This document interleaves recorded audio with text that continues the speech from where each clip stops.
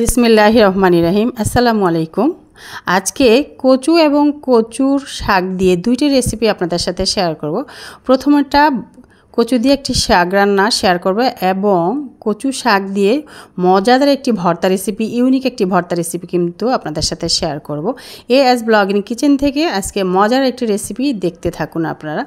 तो प्रथमे आमी जेटा करेछि देखे नियेछेन एक आठी एखाने कचू शाक नियेछि। तो शाकटाके एखन आमी जेटा करब शाकटाके होच्छे डाटिगुलोके आलादा आमी केटे निब बेছে निब और पातागुलोके आमी कि करब आलादा करे बेছে निब जेहेतु भर्ता बानाबो पाता दिए और डाटिर साथे किछु पाता निये सेटा आमी एकटा कचू शाक रान्ना करब। এই যে এর মধ্যে কথা বলতে বলতে কিন্তু আমার বাছা একদম কমপ্লিট দেখেই নিয়েছেন।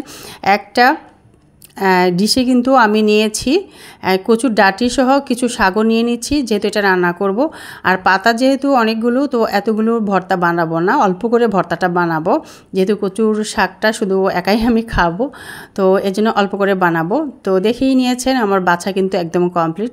তো প্রথমে আমি আপনাদের সাথে শেয়ার করব কচু শাক রান্না ডাটি সহ, ঠিক আছে। তো সেজন্য আমি ভালো করে কিন্তু ডাটি সহ পাতা সহ শাকটাকে আগে থেকে পরিষ্কার করে পানি দিয়ে ধুয়ে নিয়েছি। চুলে একটি হাঁড়ি বসিয়ে অলরেডি কিন্তু আমি বসিয়ে দিয়েছি। এখানে সামান্য হলুদ এবং লবণ দিয়েছি, সাথে দিয়েছি হচ্ছে ধনিয়ার গুঁড়া আর এখন দিয়ে দিচ্ছি হচ্ছে আদা পেস্ট 1 চা চামচ এবং কাঁচামরিচ লাল কাঁচামরিচটা দিয়ে দিলাম স্বাদ মতো, দিয়ে আমি ঢেকে রাখছি। এখন তার মধ্যে আবার ঢাকনা উঠিয়ে নিয়ে একটু নেড়েচেড়ে নিচ্ছি আর কি। 5 মিনিট পরে ফিরে এসেই এখন ভালো করে নেড়েচেড়ে নিচ্ছি। তো নাড়তে নাড়তে স্প্যাচুলার সাহায্যে কিন্তু শাকটা অনেকটাই মেল্ট হয়ে গিয়েছে একদম।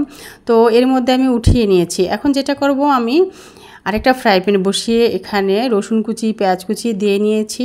তো এগুলোকে একটু ব্রাউন কালার ভেজে নিয়ে এই ফোড়নের মধ্যে দিয়ে দিলাম কচুর শাকটা, সিদ্ধ করা কচুর শাকটা দিয়ে অনবরত এখন নেড়ে নিচ্ছি। আর এই যে এখন দিয়ে দিলাম কিছুটা জিরার গুঁড়া।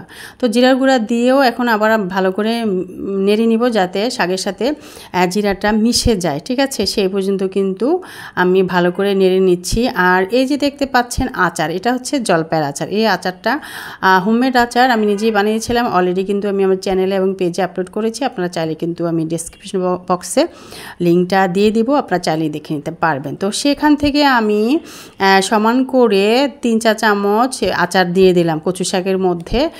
কচু শাকের মধ্যে তো আমরা সবাই জানি, ঠিক আছে, গলা ধরার একটা ব্যাপার থাকে।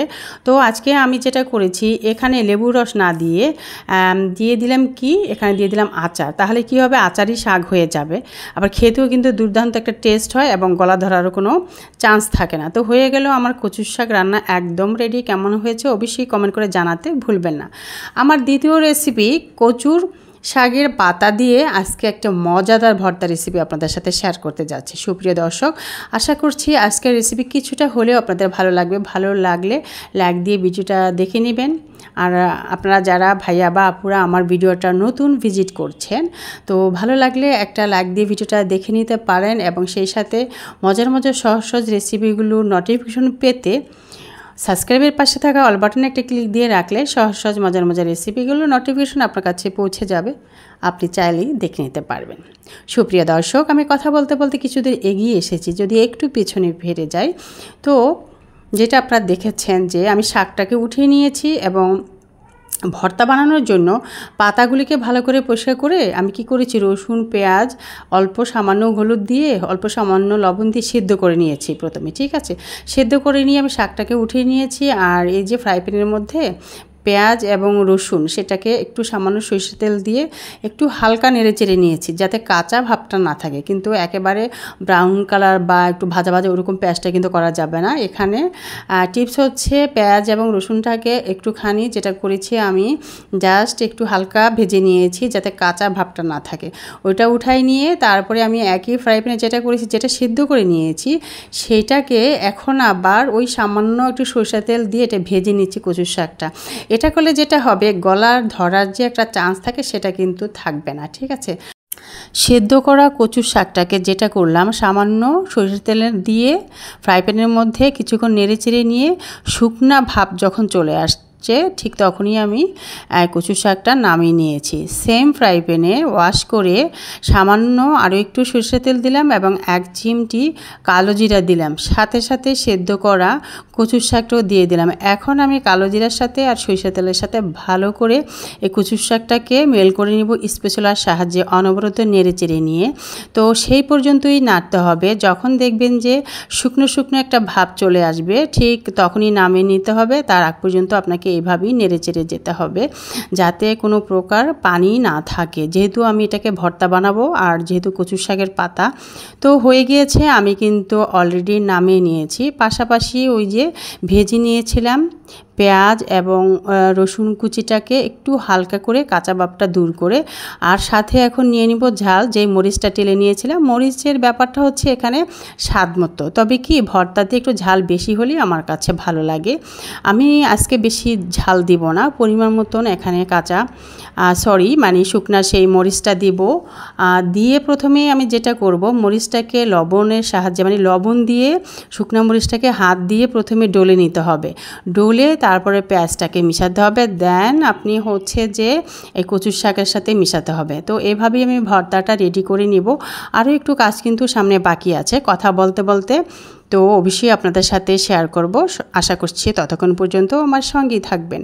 তো আমি কি করেছি, এখন শুকনা মরিচটাকে লবণ দিয়ে ভালো করে ডলে নিয়েছি। এরপরে পেঁয়াজ দিয়ে ডলে নিয়ে আমি সিদ্ধ করা সেই কচু শাকের মধ্যে এখন মিশিয়ে নিব। আর এই যে মোটা রসুনগুলো দেখছেন না, আস্ত যে রসুন, সেটাকে কি করব, হাত দিয়ে ভেঙে দিব, হচ্ছে হাফ গুঁড়া করব। ঠিক আছে, একেবারে মেল করব না, মিহি করব না, যেটা করব হাফ গুঁড়া করব। তাহলে যেটা হবে, দাঁতের নিচে যখন রসুনটা পড়বে খেতে কিন্তু দুর্দান্ত লাগে।